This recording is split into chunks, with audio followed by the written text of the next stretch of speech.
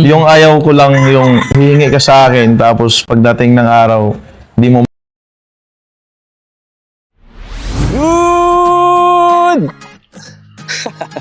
Good afternoon. So ayun na nga mga ka-idol, inabot na tayo ng hapon sa ating pagbablog. Siyempre, ito ang unang vlog natin ngayong January 2026. Nagbabalik ulit. Matagal-tagal din tayo hindi nakapag-vlog. Gawa ng busy. So ngayon mga ka-idol, nandito tayo ngayon sa San Vicente Tower Game Farm mga ka-idol. Siyempre, mayroon tayong konting interview. Tapos i-showcase din natin yung mga manok dito. Kaya stay lang mga ka-idol ha, para makita nyo kung ano yung history ng farm ng ating binisita ngayong araw na to. So bago ang lahat yan, syempre, hindi mawawala ang montage. Let's go!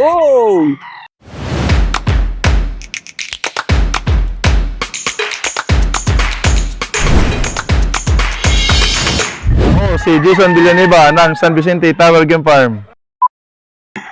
Welcome sa panibagong episode ng Team Pausbo! For today's vlog, syempre, may bago tayong makakasama ngayon. Ako yun. Unahin ko na pala ang pangalan ko. Daphne, Kuya Bok, sa aking mga social media. At susunod ay si... Arwin Lee Pangilinan. Ayun. At si Jason Villanueva po.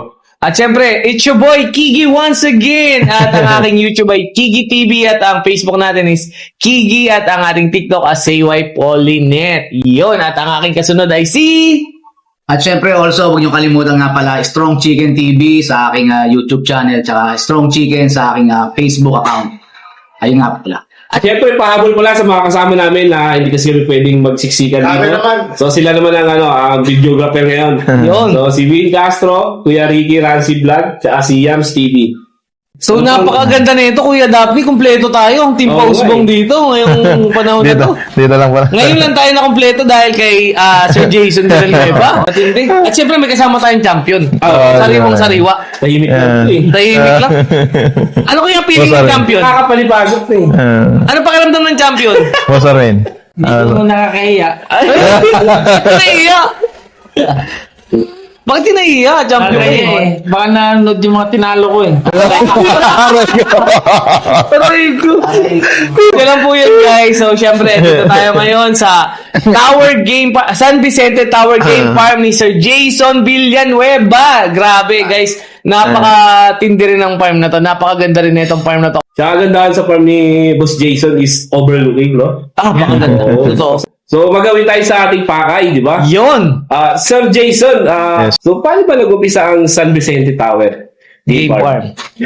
Bali, ito kasing pagmamanok, nahiligan ko na talaga since bata ako.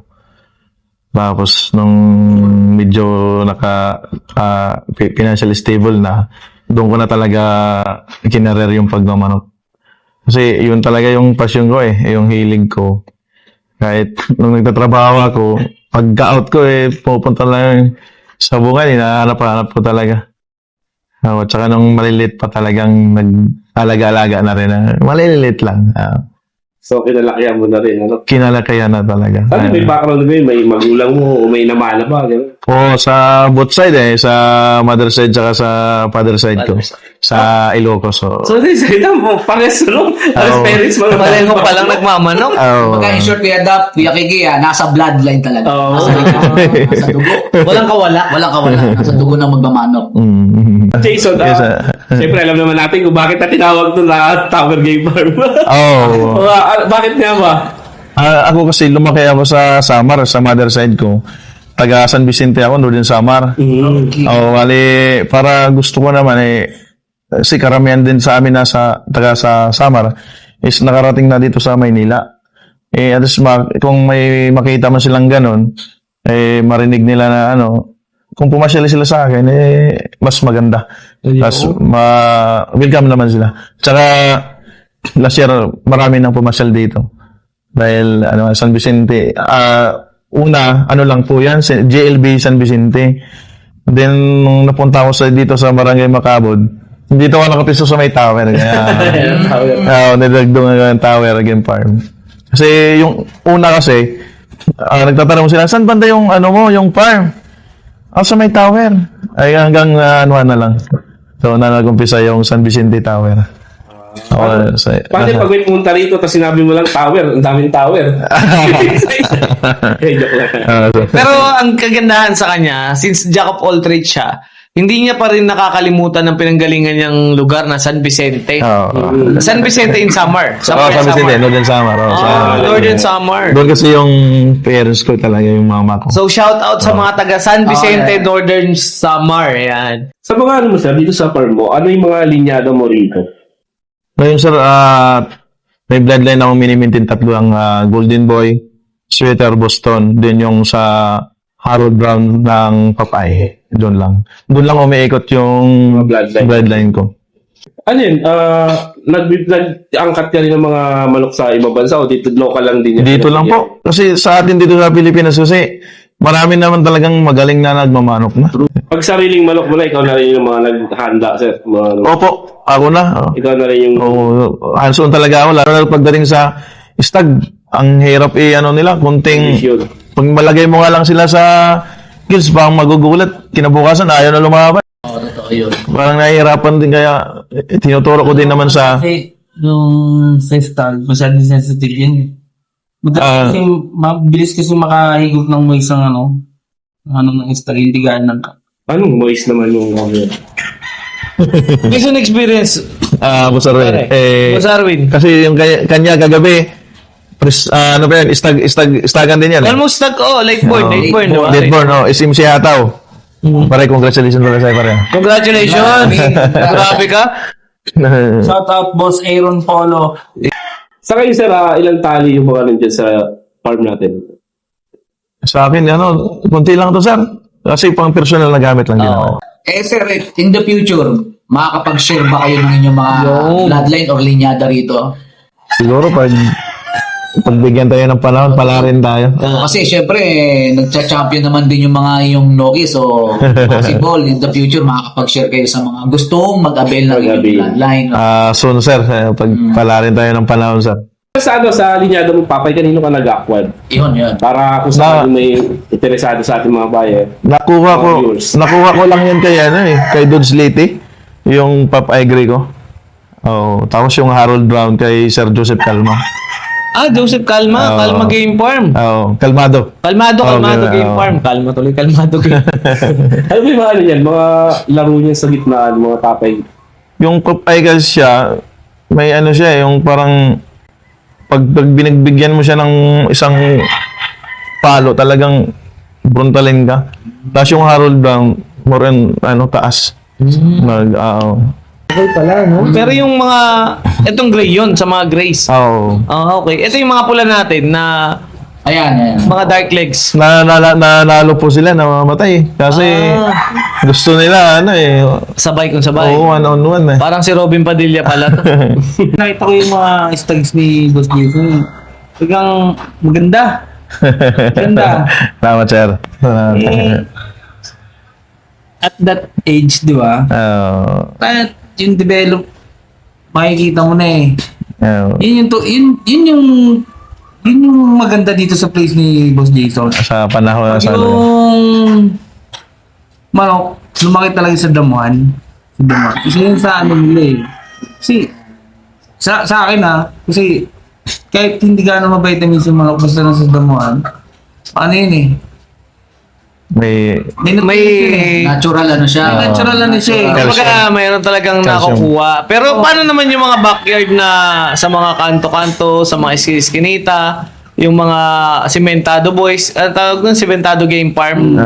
Tingin mo doon, Sir Jason, ano bang say sa mga... Siyempre, sila kasi wala silang farm, wala silang area na mapagkocordingan. Siyempre, dahil tayo nasa puso na natin tong papasayaw ng ating mga alaga, anong masasabi mo sa mga sementado game farm? Actually, yung ganyan na sir, estado, doon din ako galing Sa bahay namin, talagang andyan lang. Tingit-tingit.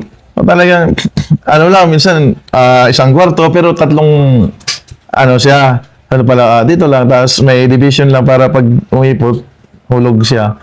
May mga paraan naman dyan pag may oras ka, kung bili ka ng binistay sa hardware, scratch pin mo siya, doon makapag-scratch siya. Kasi pag hindi rin siya training mo doon sa ano, mga ganun. Pag doon lang sa kulungan, papansin ko mahaba yung kuko. Tapos, isa, dalawa, tatlong palo. Minsan, hingal eh. Oo, parang gusto na nilang magpahinga. Tsaka minsan parang nagkaka-bumble pit pa, no?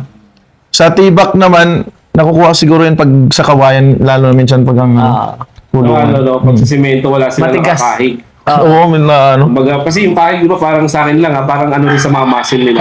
Oo. Pag nag-exercise yung tao, Importante Oh, Importante yun eh. may mga paraan naman na ano, Lalo na yung kaskas. pa-iskas o pa-kaskas talaga. Alam mo kung gaano kahiwaga ang ang larangan na ito sa pasayaw? Kasi dito mo masusukat kung gaano mo kamahal ang iyong alaga. Kasi talagang Pare-parehas. gusto mo yung isang bagay, talagang aalagaan mo siya eh. Kahit pa sabihin nila na ganito lang, syempre, tayo hanggang dito lang yung budget natin eh. Oo. Di ba? Pero gagawa ka ng paraan. Pero yung pakiramdam na ba makipaggibaan at manalo yung iyong alaga at yung talagang masterpiece mo, nagpapanalo, iba sa pakiramdam yan ng mga sementado game farm nating kaibigan. O, tsaka, Pero ito, katulad ngayon, sa'yo, sir, actually, ang ganda nito dahil rolling type yung farm mo. Area ni Ang Sir, ganda ng sa area. Quezon, no? Sobrang ganda. tsaka yung ano kasi, yung katulad ng mga backyard at tsaka yung sabi natin sa sementado na yan. Pare-parehas lang naman kasi bloodline din yung ginagamit eh. Nasa paghahanda na lang talaga. Ayun. Hindi mo sila ma-underestimate kasi yung mga yan bumibili din ng mga patuka na maayos yan. Gamot. Pag isa, dalawa, tatlong manok lang, yan nga ang hirap kalabanin kasi alagang-alaga nila yan. Totoo.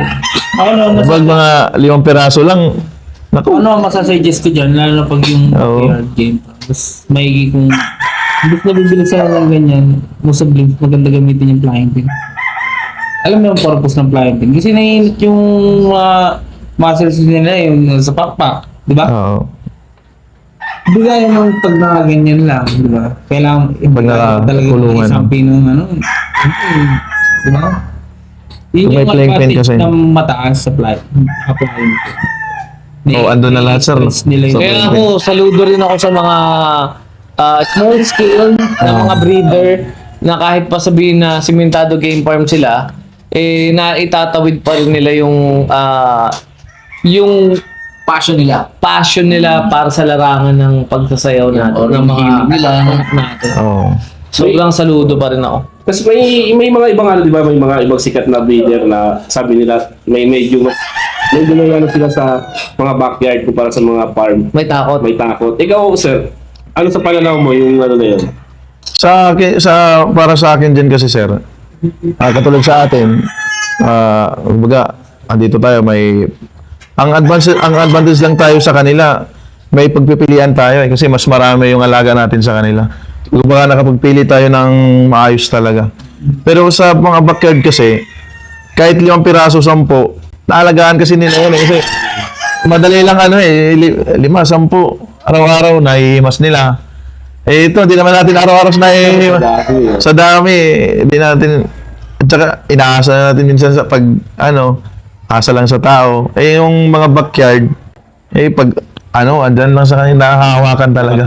Natututukan. Ibig sabihin nyo, Boss Jason, Sir Jason, ibig sabihin, may advantage pa rin yung, kahit na sabihin backyard, may advantage pa rin sila kasi nga, natututukan, tutok sa alaga, dito lang piraso. Ang disadvantage lang talaga ng mga backyard kaysa sa mga park, yung pagpipilian talaga. Oo, kasi, Talaga yung pinaka. alam mo, 10 lang kayo kanila dyan. Sa atin, palagay natin, 100. Meron tayong mapipilian na Pero kung pagdating siguro sa pag-alaga, parehas lang. Oo. Parehas. Sa pagtutok. Pagtutok lang yung dyan. So, hindi mo talaga pwedeng ismulin. Mahirap. Sementado game farm. Ito naman isang tanong ko lang parang Jason. Ano ba ang, ikaw, pagka sa gitnaan ba, meron ka bang iniilagan o ayaw mong makatapat sa gitnaan? Yun.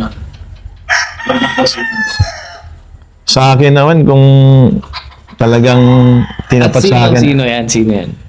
siguro, yung ayaw ko lang talaga makatapat, matagal. Patrick po sa DCPA, maraming umiiwas na kayo. Oo, isa din talaga yun. Oo. Number 1 talaga, siyempre, si Idol Patrick. Ayaw ko talaga. Marami talaga. Pero, Alam mo ang panalo kay Sir Padre. tsaka matibay talaga. Kahit naunaan mo, di ko alam kung ano nila doon, pero ang tibay eh. Ubot, no? Ito, tatanungin natin. Oo. Ikaw, sino ang meron ka bang kinakatakutan? Kami kasi, bilang breeder din, ready kami, kahit saan bakbakan, kahit Yun. sino pa yan. Yan ang gusto ko. Palag sa lahat. Kumbaga, game lang.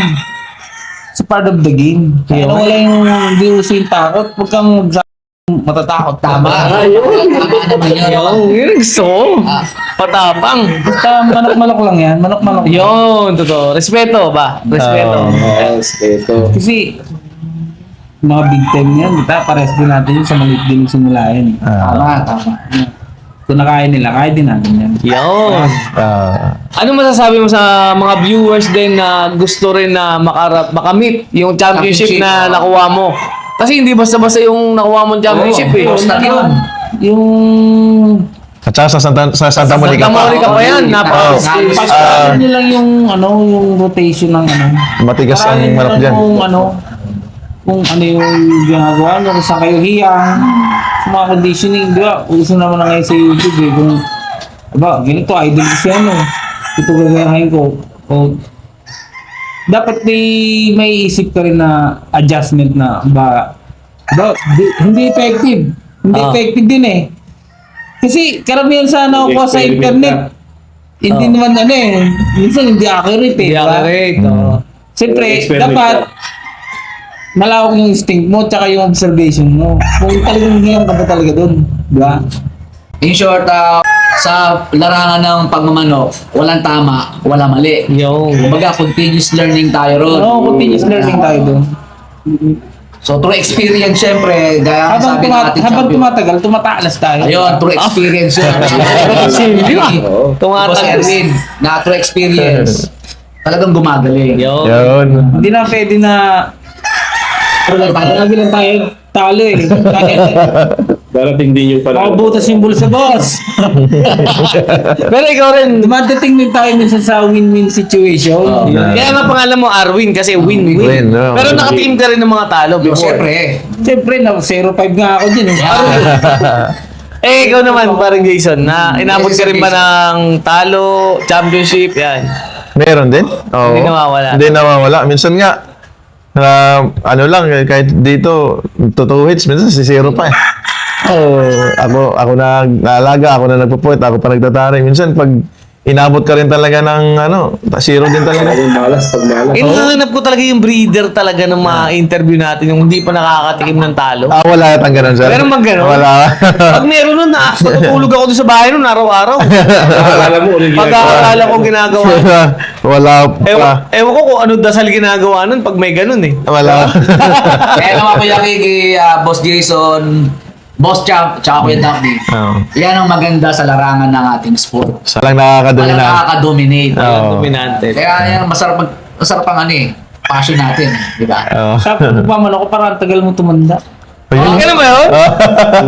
Patingin nga ako nung paano, ilang taon na ba? 34. Baby Ano na ako, boss? Baby face ka si parang Jason din. Parang Jason, hindi natin tatanungin yung edad. Totoo nga, Kuya Kiki, yung 44, para lang baby Baby na lang. face. 34. Daming baby. 44 pala nagkamali. Oo, tama pa. Mga bata. Ayun guys, so eto, dito tayo ngayon sa last part natin ng video dahil napakatindi talaga na itong pagbisita ng San Vicente. Masaya. Oo, Masaya. sobrang solid.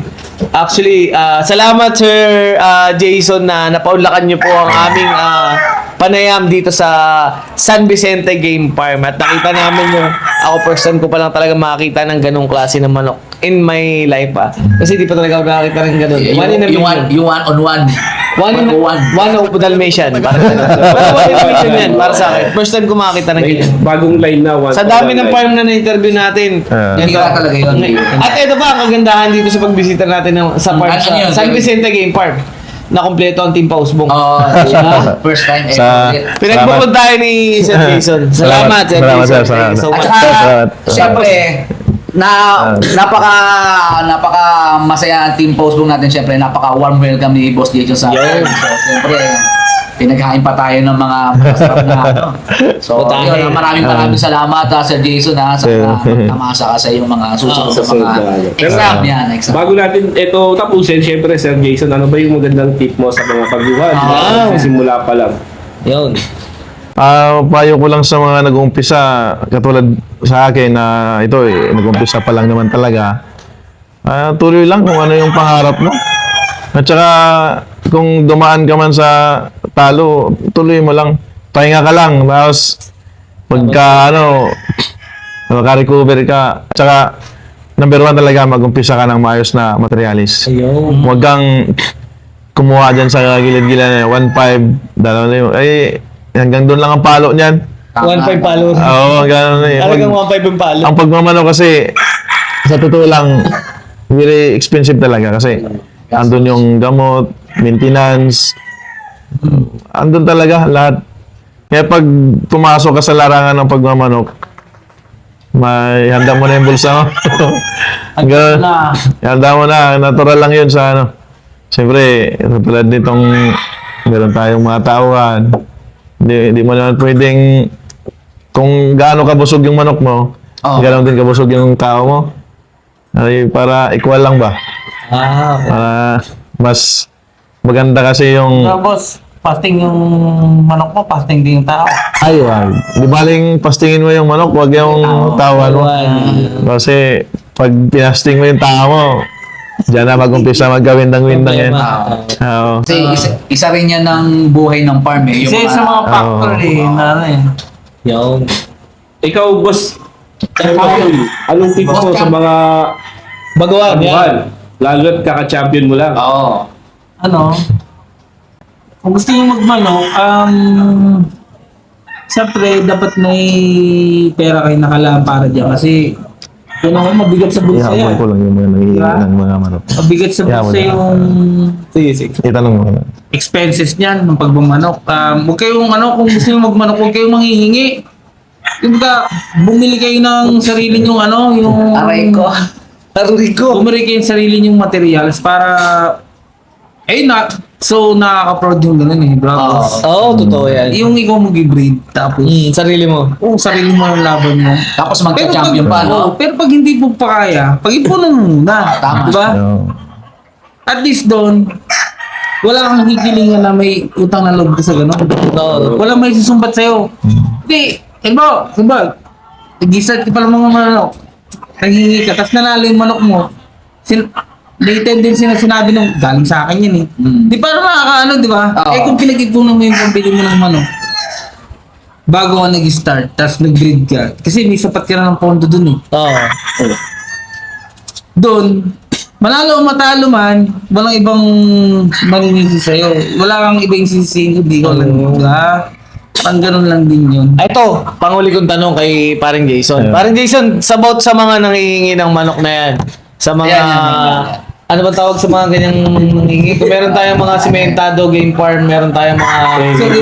Mahirap sabihin, maraming term dyan eh. Kuya Maraming Ricky. term eh. Maraming term eh. Kalabit pengi, Oo, kalabit pengi game farm. Yan. Baka naman, mga ganyan. Si Baka naman game farm yan. Meron pa nga Sa akin naman dyan yung sa mga humingi. Ako naman kasi, alam naman ng mga madami na humingi din sa akin. Hindi ako madamot na tao. Yung ayaw ko lang yung hihingi ka sa akin, tapos pagdating ng araw, hindi mo maalagaan. Tapos, siyempre, manok yan eh. Oo. Binigay ko na yan sa'yo, di ko na yan inisip kung mag-ano yung halaga yan. Pag binigay ko na yan sa'yo, halagaan mo. Tapos, minsan nabalitaan ko, nabibinta na. Walang update. Hindi ka man lang in-update. Yung akin lang naman kasi, pag binigay ko sa'yo, pahalagaan mo. Oo, kasi bigay ko yan sa'yo eh. Tsaka pag yung iba, hindi ko na pagbigyan, wag naman magdampo kasi siyempre katulad sa akin, nag-umpisa pa lang, nahumuhunan din ako, medyo mabigat din naman. Akala siguro nila ganun kababa, kahina or kamura ang pag-aalaga ng ating mga nokis. Hindi madali. Ganito ka siyempre katulad sa akin, ito talagang although masabi natin passion natin to. Passion niya. Ginastusan mo. Talagang magastos talaga. Eh, minsan kasi may mga kaibigan tayo na humihirit sa atin. Yung iba nagbibigyan, pero yung iba, siguro di natin lang pag sinabihan na wala pa, sana maintindihan din nila. Tindihin na lang. Eh, yung iba kasi, minsan di na namamansin. Tumatampo. Natampo. Eh, yung sa akin lang naman kumbaga nagbabaw, pa lang, di pa naman sabing nagbabawi, pero pa lang talaga kumbaga, Pag di na pagbigyan, pag di na pagbigyan. akitin yung bakod mo. Mid buyer. Sa mga ganon, Rainy mga fire. mga ganon na kaibigan, wag na magtampo. Batman buyer. May tamang panahon dyan, di ba, Boss Kiki? Tama. May tamang panahon dyan. Solid.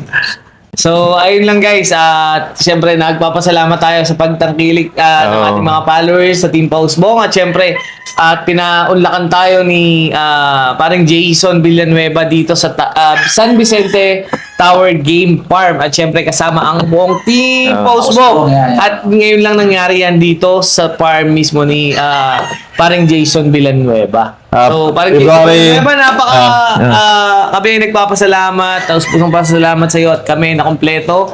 Labas na tayo guys, magpakita na tayo sa ating mga viewers.